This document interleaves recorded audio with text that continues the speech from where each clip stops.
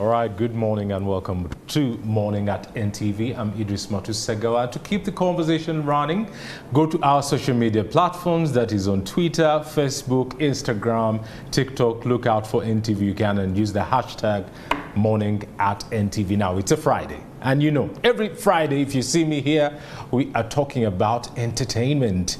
What is happening? How do we improve the industry in Uganda? And today, I have a guest in studio.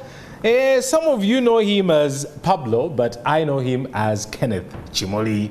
And we are discussing the state of stand-up comedy in Uganda. Recently, there's something that happened that kind of caught an eye or an ear of Ugandans, and we are here to disseminate it. So, Mr. Pablo, good morning and welcome to the show. Good morning. Thank you for hosting me. You're looking yellow and flowery. Well, it's the sun. It's bright. It's a bright new day. Indeed. Yes. For those who don't know you, and Yes. I guess there are few who don't know you, how would you introduce yourself to someone who has never heard of you? Well, like you clearly said, my name is Kenneth Kimuli, also known as Pablo. Okay. I am a stand-up comedian by occupation, a journalist by profession, Indeed. a Rotarian by vocation, and a child of God by His grace. and a theatre practitioner, I should say. And a husband, a father, Yes. a loving... Both of the three. Yes. Well, wow. Now, Pablo, Yes. as a stand-up comedian, recently something happened that was new in the Ugandan industry, but has been done abroad. Yeah. And that is a roast. How did that happen, and what was the reaction in the industry and the stand-up fraternity? Well, that's a very good question. I do believe that whenever there's a new thing, there'll always be, questions, and the good, the bad, and the ugly. But comedy, on a wider spectrum, has different classifications. There are different forms of comedy, You'll find stand-up, you'll find sketch, you'll find black humor, and there's also roast. Now, roast is pretty much where people come up, and, they delve into your life and they look at maybe the lighter side of it. Optimists will look at it as another approach to humor, and pessimists will look at it as an absurd approach to humor, because pretty much it's like banter, laughing at the people, and naturally human beings, we always derive most people derive happiness through your absurdities, So it's a through your pain. It's a form of comedy that is universally accepted. But if you come to a society that is so attached to culture and spiritual values, it becomes a thin line to tread. Yeah. And I think that's why there was a lot of talk about it, and it's quite an interesting approach to comedy. If you're not strong, it's the kind of comedy you can't engage in. Is it still a branch of stand-up comedy? Because when you watch the show that was organized, and this was the roast of Anne Kansime, I remember they didn't call it the roast. What did they call it? It was the roast for celebrating the 10 years. But the name of the show, it has just escaped my mind. But basically, it is, when I'm watching it from a viewer's perspective, it's more or less like stand-up, because I see people standing up and making jokes about somebody, and there's laughter and etc. Is it a branch of stand-up comedy? Well, maybe let's first define what is stand-up comedy. Indeed. Because there are different forms of comedy. Now, you'll have sketch comedy where you have 2 or 3 people coming on stage to perform. Where there are more than 2 people, you're going to have they're acting out something, and that is sketch. Then you'll find other forms of comedy, like the D-Cooler, the comical, the mimics, they are mimics and clowns, and that's also another approach to it. But stand-up comedy is where you get your mic and you stand up to the audience, and then your intention is to make them laugh. So that becomes stand-up comedy. So what then is roast, what happens?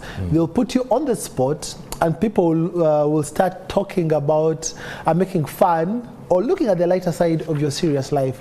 But sometimes it tends to cross. So I don't classify it as stand-up comedy, though it is still comedy, because comedy is about laughter. It's about triggering laughter. From That's from the audience. And so the approach is what determines what is its classification. So I could, for lack of a better definition, I could classify it as a conversational approach to humor, because you have 2-3 people putting you on the spot and saying, okay, Pablo, ABCD, you know, they say that why we saw you with ABC and then we realize that you're doing ABCD, and then they are laughing at your life, or they are laughing at what you did. They're not laughing with you. They're not laughing with you, but they are laughing but at you. At you. So, at your expense. So I think that I was reading a book and they called it comedy for the absurd. It's black humor. And so if you're not strong, if you're the kind of person who takes things personal, I wouldn't encourage you to venture in that space. You have to be really, really the kind of person who doesn't mind, you know, being having your dirty linen washed in public.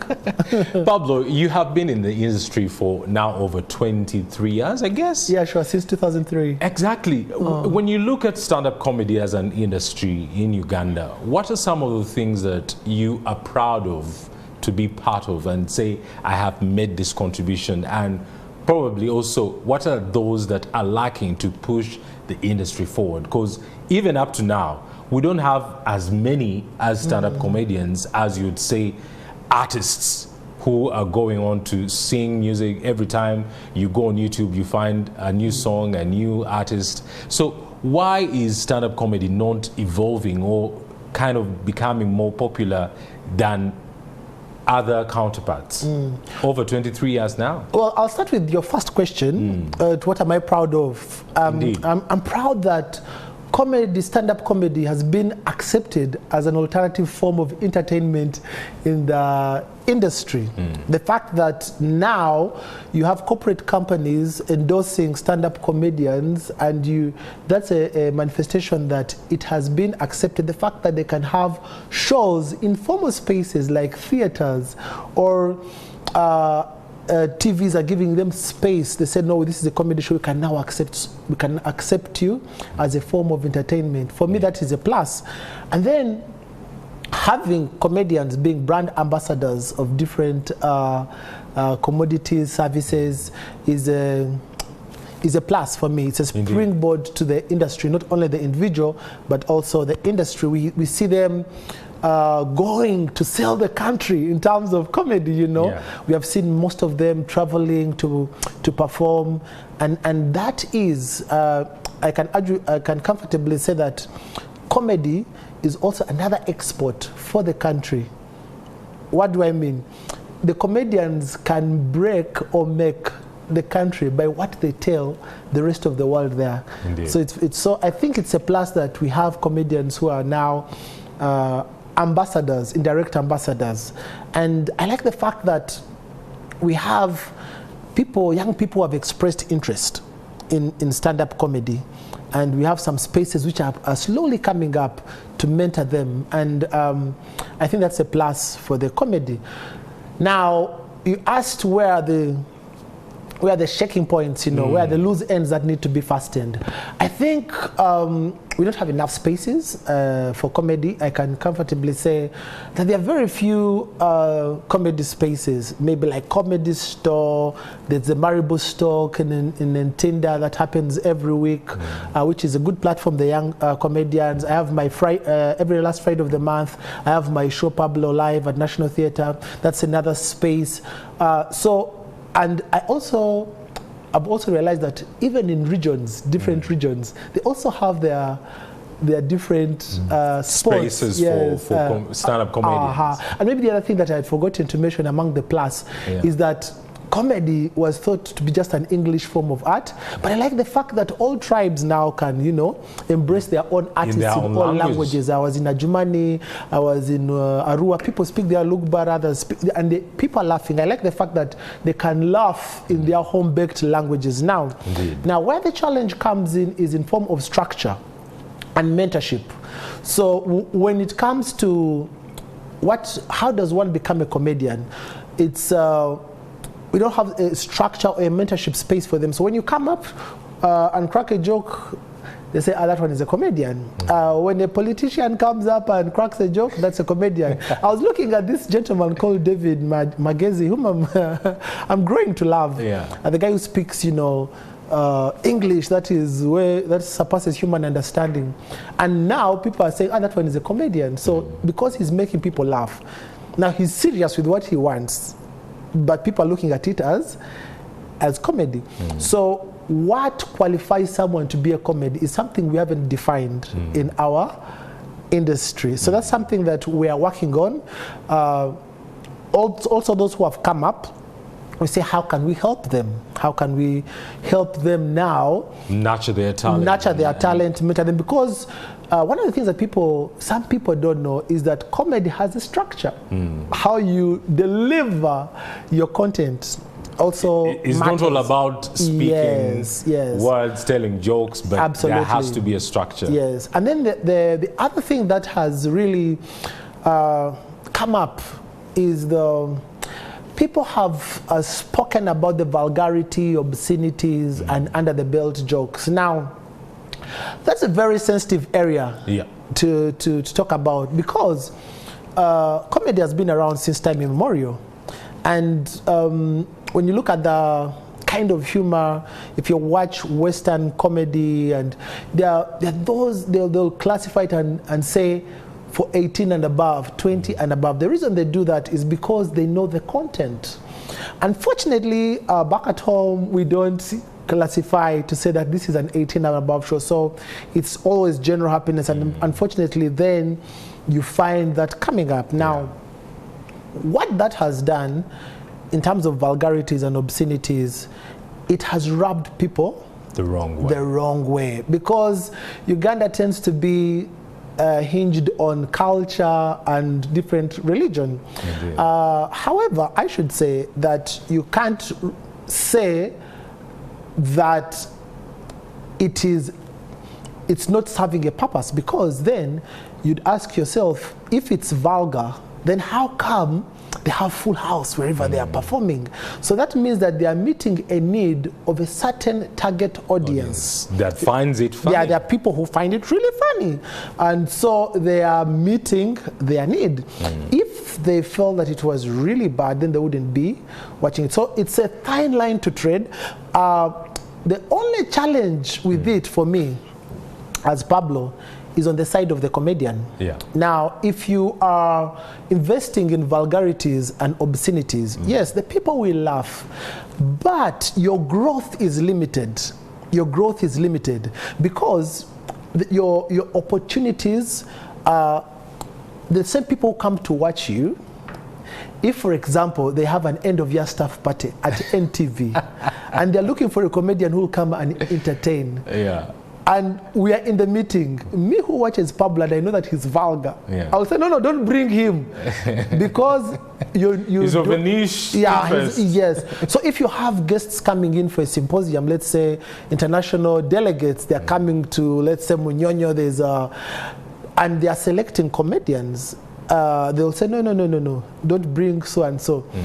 Recently, I just got to know recently. You remember when Uganda turned 50 years of comedy?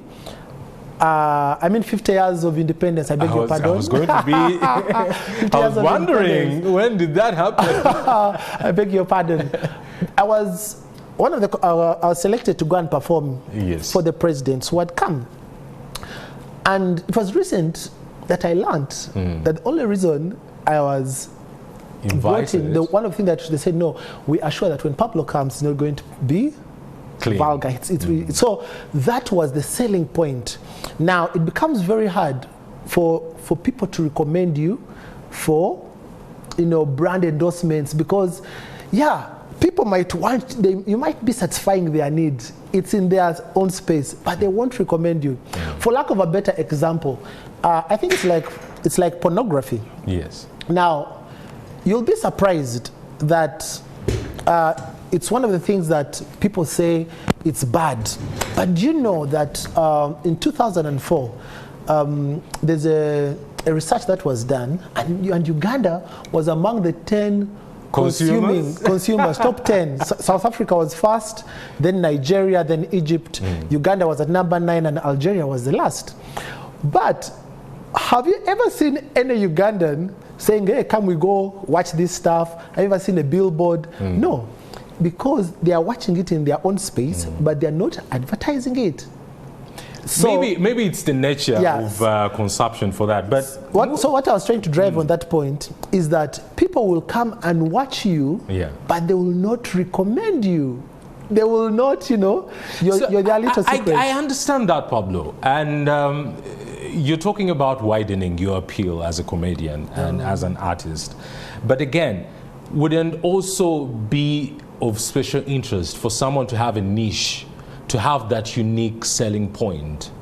Yeah, I'm not saying what you. As long as you have an audience. You see what I'm saying? Yourself. I'm not saying that they shouldn't go ahead and do what they are doing, because there is an audience that appreciates it, and there are people who will invite you because of that. Yes. Yeah, because that's what makes them happy. I'm not saying that what they are doing is extremely wrong. It's also a niche. I've decided that's what I'm going to do. My jokes are under the belt. If you don't like them, go elsewhere. Indeed. If you like them, as long as you advertise yourself that way, I have no problem. It's clear. I have no problem, because again, it also speaks volumes about the audience. What does it speak about the moral fiber of the audience if you're a Puritan? Let me ask, because we are running out of time, Pablo. Does the stand-up comedian association exist in Uganda? Absolutely. We have the Uganda Comedians Association, and Hannington Bujingo is the president. Vice president is Salvador, and Timothy Nyanji, who's doing an amazing job in promoting the comedy industry. We have the association, and it's still on its feet, trying to separate the wheat from the chaff and see what path to take, which I believe is something that is very, very good, and putting, it's a bit slow, because, when you're creating structures, it's very, very, very hard. But I do believe we shall get there. You face a lot of resistance. And so that's why I'm saying that that also, even as the association, we are trying to say, what is the value addition to the audience? Because you'll be classified as, all of you are comedies, is very vulgar. Where I come from, we have a proverb that when one girl gets pregnant at the hill without getting married, they blame all the girls on the hill. The girls of that hill. Of that hill, yes. So we are trying to see, well, if you're going to venture into vulgarities and obscenities, how do you sugarcoat it without necessarily being blunt, because that is a form of comedy that is universally accepted, as long as the packaging, that's what is failing, is failing some of the players in that space.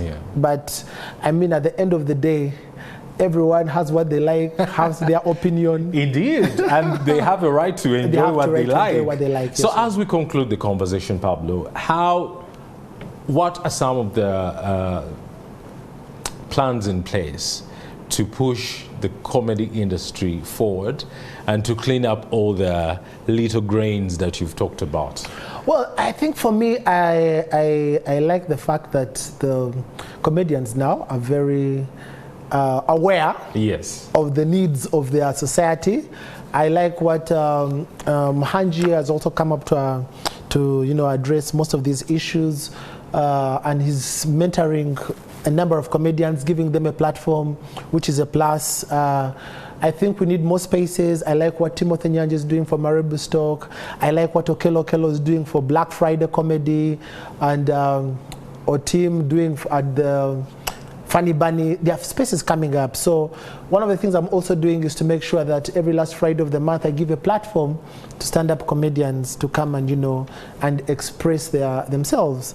And also the other thing that we are trying to re-emphasize is then how do we package ourselves on as an association, you know, to see how best can we sell not only to the corporate world, but to our everyday person who loves comedy.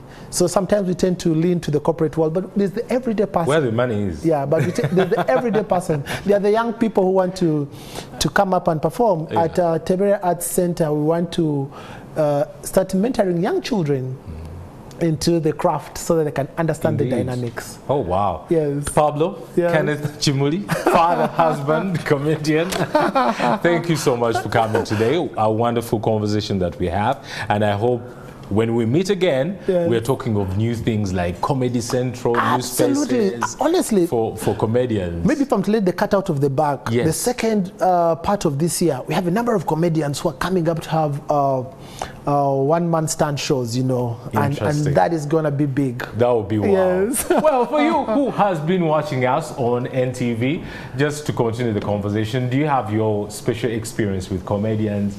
Do you enjoy them? Do you have a little bit of advice for them? Go to our social media platforms, that is on Twitter, Facebook, or Instagram and TikTok. Use the hashtag Morning at NTV. Look out for NTV Uganda and tell us your experience with comedians. But right about now, we are moving into another conversation that is important for Ugandans, and that is the general elections. Ivan Uwalunyoro is in Entebbe talking about the NRM primaries. What was there, what happened, and how are the general elections shaping up? Let's check it out.